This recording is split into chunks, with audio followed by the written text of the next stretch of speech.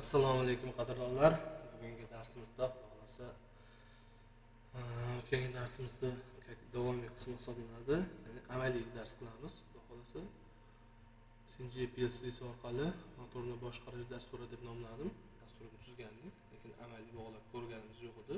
Bular amaliy qismini ko'rib o'tamiz. Xo'p, bizga nimalar kerak bo'ladi?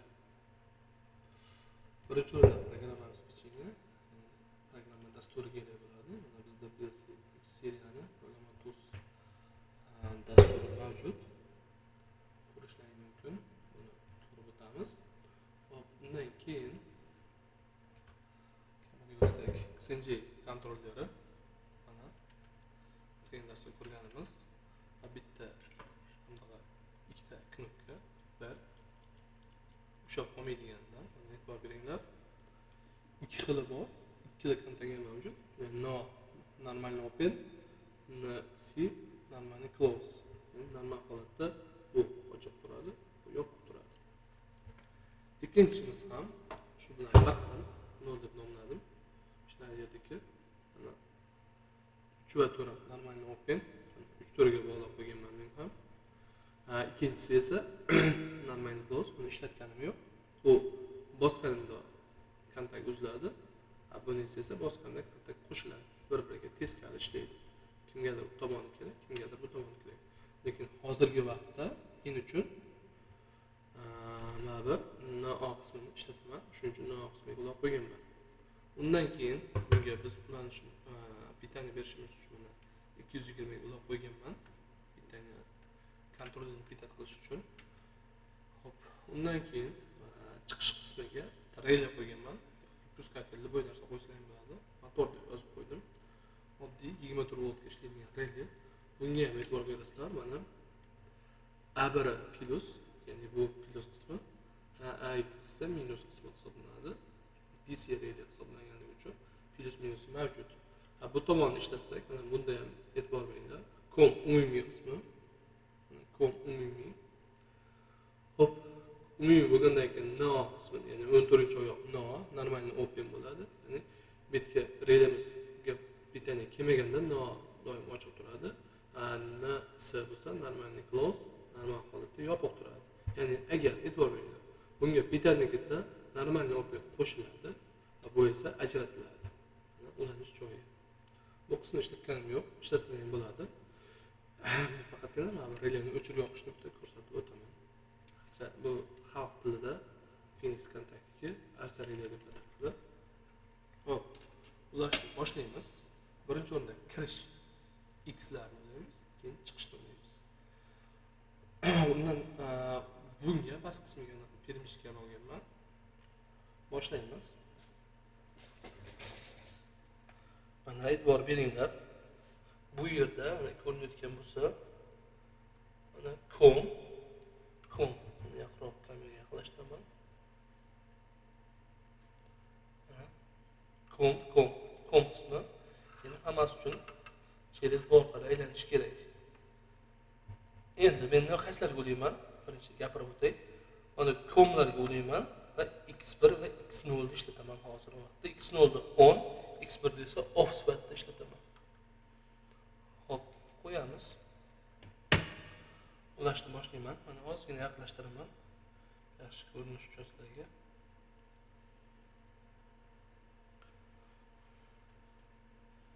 Mana. Hop. COM do'layapman. Mana 220 ni uzib olish kerak, uzilgan. Chunki xavfsizlik birinchi o'rinda. COM do'layapman. Ikkinchisini ham COM do'layapman. Buni ikkalasiga bir-biriga permishga qo'ysa ham bo'ladi. Ikkala holatda ham ishlayveradi, ya'ni teng kuchli hisoblanadi. Hop, X0 bo'lyapman.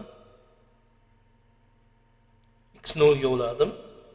Mana X0. Endi X1 ga ulayman, buni pasi, mana X1imiz.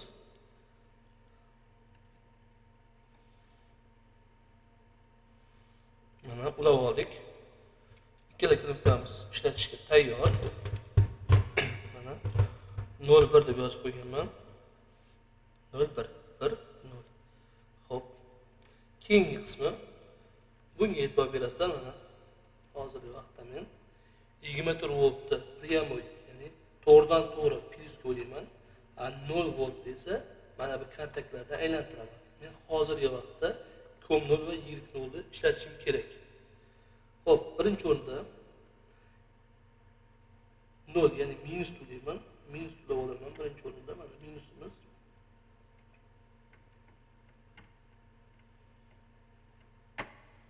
Mana minusni COM qo'yman. Mana bitta tashab turib keyingisiga uladim. Undan keyin mana e'tibor beramiz. Bir plyusni to'g'ridan to'g'ri buni chiqishiga, ya'ni nimaga bitta 24 volt yozilgan, bu 220 ishlaydigan PLC'miz o'zidan 24 volt plyusni chiqaradi. Mana 24 volt pastda. Mana uladim. Endi bu minusimiz aylanib bizni buyrug'imizga ko'ra yirik 0 dan chiqishi kerak. Yirik 0 esa mana bu qism, mana bu hisoblanadi. Buni o'ylayman.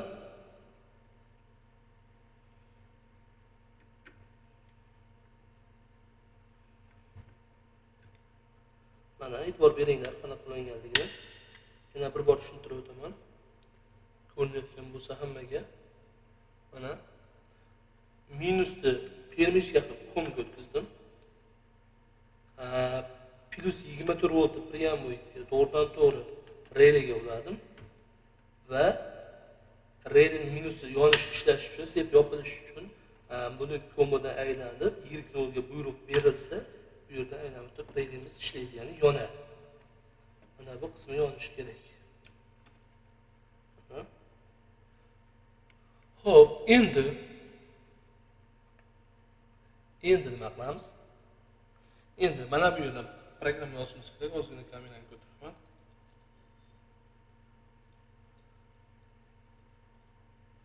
Mana programma yozishimiz uchun mana bunaqa software yozadigan adapterimiz bor. Mana hozir bir ko'rsatib o'taman.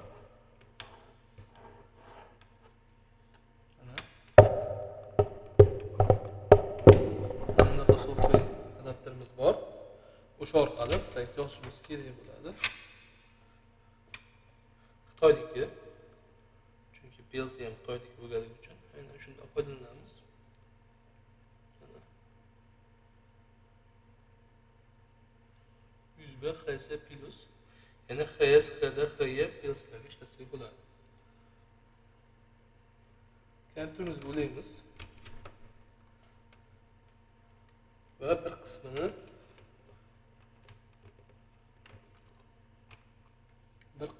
PLC'ga qo'yamiz. Mana PLC'ga hushyor bo'lasizlar, mana bu portiga e'tibor beringlar. Bundaqa chiqqan joyi bor, bundaqa chiqqan joyi bor. Buni chiqqan joyi bo'ladi, o'sha yerga ulash kerak. Bo'lmasa simchalari nozik bo'lib bir-biriga tegib ichiga kirmasligi mumkin. Shuning uchun hushyorlik bilan mana ulab qo'yiladi. Tayyor. Ulandi. Qilmaslik uchun bu tomondan o'tkazib yubordim.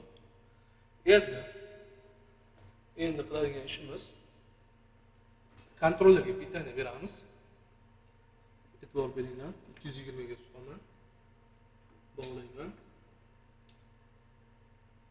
Kontrollerimiz yonsa, mana bu yerda bu yer yonadi va run holatga o'tdi, chunki ichida proyekt bor. Shuning uchun run holatga o'tdi. Xo'p. Endi kamerani o'chirib turamiz. Hop, yozamiz endi proyekt. Albatta. To'g'ri yozish uchun kommentariyalar tomonidan mana bu yerdan yozib olsak yaxshi bo'ladi. Ya'ni x0 ni on deb yozdim. x1 ni off deb yozdim. Hop. Yirik 0 ni motor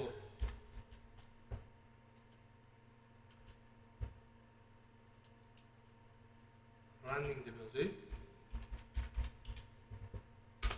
Tayyor, kommentariyani yozib oldim. Endi PLC qismiga o'tib turib, ya'ni dastur yozadigan joyga o'tamiz. Undan so'ng shu yerga x0 ishlaydigan bo'lsa x0 deb yozamiz. Mana on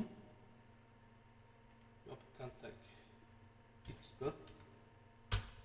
Undan so'ng motorimiz y0 e'tibor beramiz. Endi bitta bosganda ushlab qolishi uchun bu yerga ham y0 deb qo'yamiz va bu yerdan tushirib qo'yamiz. Mana motorning oddiy start stop dasturi bu. Hozir yuklab ko'ramiz. Mana bu yerga kirib turib connection deb qolamiz. E'tibor beringlar, connection to'g'risi bog'landi deb ko'rsatyapti. Okey. Mana bu yerda run holati turibdi, apros ketyapti, ishlayapti. Yuklaymiz. Yuklashni boshlaymiz. Okey. Okey, ishlab turibdi, yuklayveramiz deb so'radi bizdan. Yuklayver deb aytdik.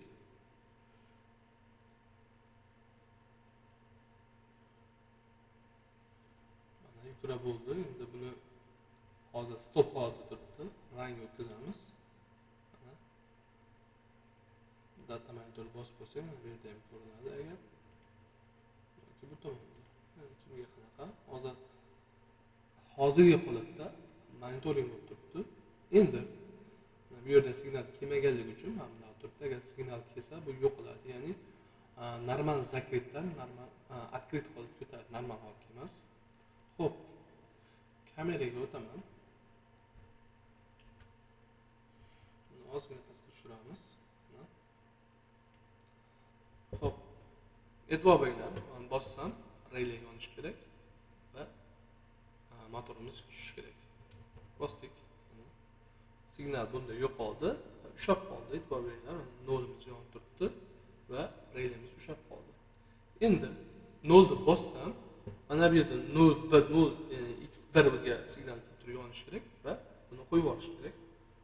Bosdim, sразу qo'yib yubordi va buni qo'yib yubormaganligim uchun mana bu yerda birimiz yonib turibdi. Mana qo'yib yuboraman, o'chadi.